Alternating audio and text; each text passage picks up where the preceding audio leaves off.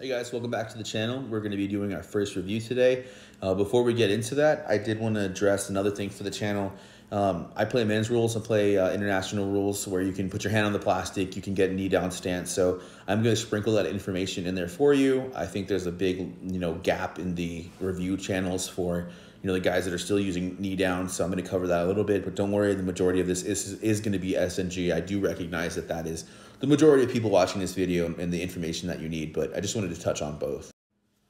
All right, so today we're going to be doing the Mark IIF. I do have the stiff and I have the original. I lent the stiff out to one of my players, so we're going to be talking mostly about, or I'm going to be showing you the original and we'll talk a little bit about the stiff. So as you know, this is our 2F. This guy's seen a few hundred reps.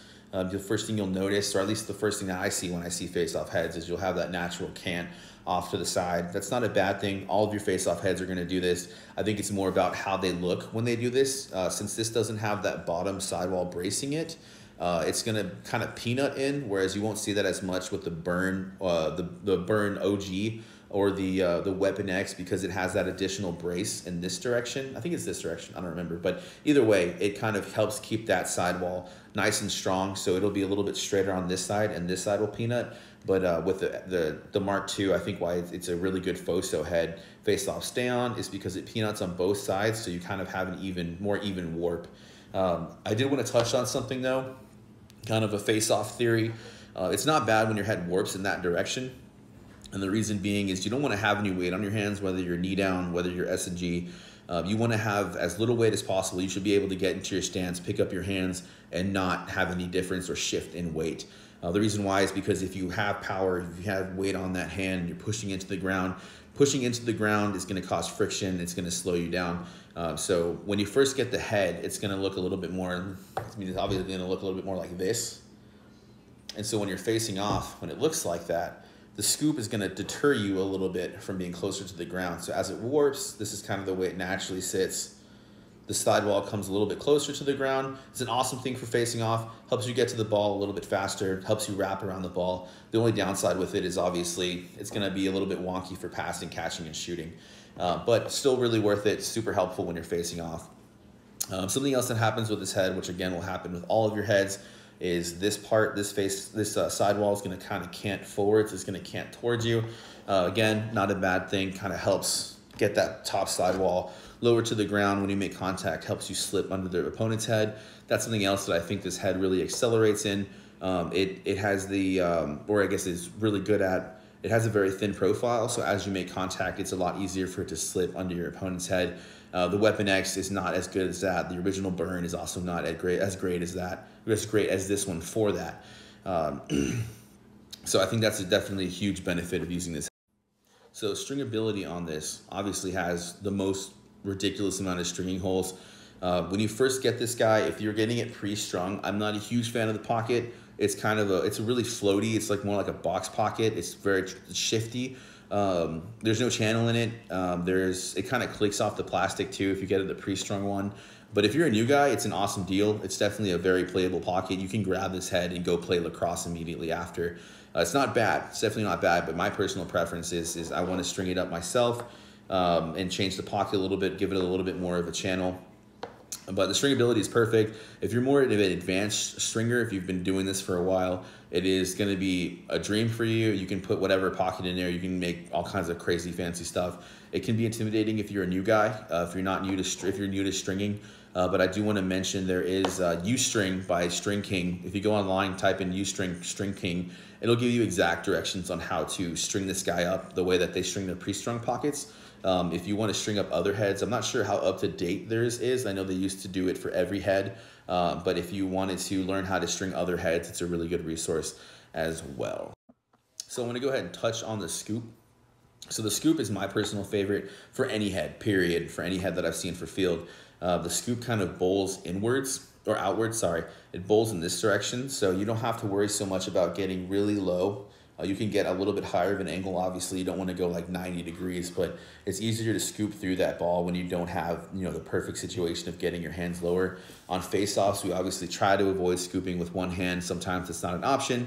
If you watch like the PLL guys, especially if you're playing international rules, it's not uncommon for someone to pull it out and then use that left hand at the bottom of the stick to scoop up one-handed. So I think that scoop does give you a really good attack angle, so you don't have to worry so much about using that one hand. So in regards to S&G and knee down, this head I think is a really good option for trying to be a little bit faster. The original one for being a little bit faster. I think the reason why you see a lot of young players using it is because it doesn't require as much power to flex it. When you have a weapon X, it requires using your weight to flex it, and that's why there's not a lot of people really using it. For knee down, it was great because when you hit 50-50, it's more about power and pushing your opponent off of the ball. So when I use a weapon X, or if I see somebody using a 2F when I'm playing men's, I'll use a weapon X, I'll use something like a dual reflex just because it's going to be sturdier and I know I can push them off of the ball. But S&G is a little bit more about being fast and speed. So you want something that's going to flex without you having to put too much friction, too much muscle into it. So I think that's why this is super helpful for those young guys. But it's also really useful for going all the way up to the pros. You know, Connor Farrell uses this head. It's pretty popular. Joe Nardella, STX athlete, can't use the duals in the NLL, so he uses this one. TD Erlin uses this as well. I think Max Adler uses this. I'm pretty sure everybody pretty much uses this except for Justin Inacio, who uses the Warrior Burn. But the flex profile on this is awesome. It's really helpful for younger guys to be able to get their hands on something that's not going to be too stiff for them to push down, plunger into the ball. Now the difference between the original and the stiff is obviously going to be how stiff it is, but I find that you're going to have more luck with rakes and reverse clamps and lower bottom sidewall moves with the stiff version. It's not much stiffer. I'd say maybe 15 to 20% stiffer, but it's enough that it matters. I would honestly, if you're going to grab a 2F, there's no reason you shouldn't grab an original and a stiff. They're going to play exactly the same in regards to the field. It's just going to be more of situational. If you need to do more bottom sidewall, if you're losing the clamp but you want to do ball pins, then it would be good to use the stiff. If you're going more for speed, then you can definitely use the original. Now for my knee down guys, when you're using the 2F, I would personally just not use the original for knee down. The reason why is because if you make that 50-50 contact, I've faced off against a lot of guys. I'm a heavier guy, obviously, so when I see a 2F, I'm going to use something. As long as I have the same speed and we're making contact, in a 50-50, I would rather use like a weapon X. I would use a burn, anything that's going to be a little bit more sturdy because it's able to push off your opponent's head. That's the only complaint I see with the old school knee down. When you make contact, this head is just kind of a noodle in comparison to those thicker sidewall options. So for knee down, I would stick with the stiff version.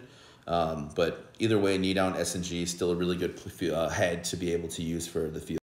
Final thoughts, I think this head is awesome. I completely understand why it has the majority of the market share.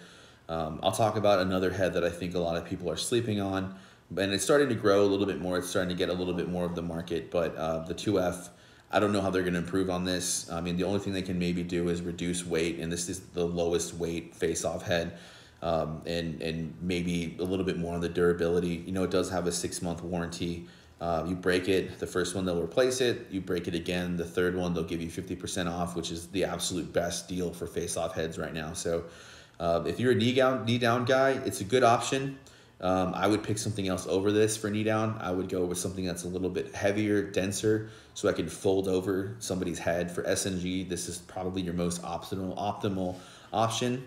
So just kind of depending on what rules you're playing by will determine if this is a good use for you.